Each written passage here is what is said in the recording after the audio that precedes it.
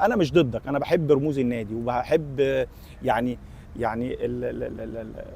رموز او اساطير النادي دول حاجه اساسيه واحنا بنحترمهم وبنقدرهم، بس الناس لازم تعرف ان مجلس الاداره او المجالس السابقه هم مش قدروا يغيروا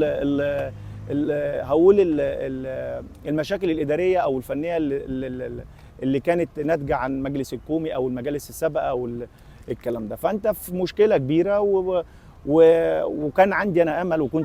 وانا من مؤيدين المهندس نصر ابو الحسن او مؤيدين مجلس الاداره ان النادي الاسماعيلي لازم يكون ليه مجلس اداره ولازم يبقى ليه كيان، واتمنى يبقى فيه استقرار اداري وفني. واحنا مش ضد حاجه. انت ده عمل عام وعمل عام ما فيهوش من نجوم النادي الاسماعيلي، ما فيهوش كوادر، ما فيهوش امل ولا بارقه امل ناحيه مثلا قطاع ناشئين او ناحيه مثلا فريق اول موجود بشكل مستديم، انك النهارده الفرقه بتنافس او الفرقه ليها امل انها تخش ترجع تاني افريقيا او تروح او تاخد بطوله. ده ممكن ده ممكن اهداف من اهداف رئيس النادي